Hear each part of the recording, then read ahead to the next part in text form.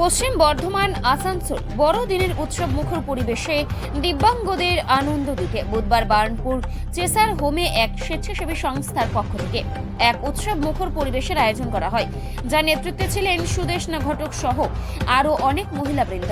তারা জানিয়েছেন প্রতি বছরের মতো এবারেও তারা চেসার হোমে উপস্থিত হয়েছেন দিব্যাঙ্গদের সাথে বড়দিনের আনন্দ উপভোগ করতে।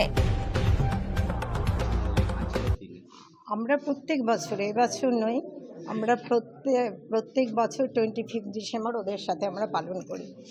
আমরা আসি, কেক কাটি ওদের সাথে, আমরা সারাদিন থাকবো আজকে ওদের সাথে।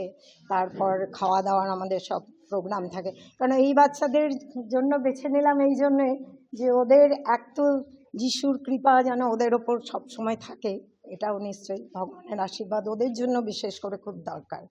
হ্যাঁ, যেহেতু ওদের তো সেই অর্থে কেউ নেই, তো ওই জন্য ওদের সাথে করি। ইভিন আমরা দেওয়ালিও ওদের সাথে উদযাপন করি, ওদেরকে একটু আনন্দ দেওয়া, আর কিছু না। মানে সমাজের থেকে ওরা তো অনেকটা দূরে, হ্যাঁ, আর্থিক দিক থেকে হোক, মানসিক দিক থেকে হোক, শারীরিক দিক থেকে হোক, ওরা তো সত্যি অনেক মানে পিছিয়ে পড়ায়। তাই ওদের সাথে করে আমরাও খুব আনন্দ পাই।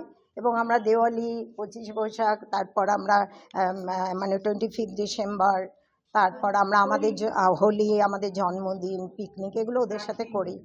হ্যাঁ, আর আমরা ব্লাইন্ড স্কুলেও করি অনেক বাচ্চাদের, কিন্তু এদের সাথে আমরা খুব ওতপ্রোতভাবে জড়িত আজ বেশ বিগত কয়েক বছর। এই বিশেষ ক্ষমতা সম্পন্ন মানুষদের সম্বন্ধে আপনি সমাজকে কি বার্তা দিতে চান? এটাই বার্তা দিতে চাইবো যে ওরা সমাজের বাইরে নয়, সবাই যেন ওদের পাশে থাকে। ওদের যদি একটু সহানুভূতি, ওদের যদি একটু ভালোবাসা দেওয়া যায়, ওরাও কিন্তু অনেক কিছু করতে পারে। আপনারা তো দেখলে যে ওরা আজকে গান গাইতে পারে, ওরা নাচ করতে পারে। হ্যাঁ, ওদের এই যে খুশিটা সবার সাথে ভাগ করে না, তাই সমাজের সবাইকে বলবো যে ওদের পাশেই যেন থাকে সবাই।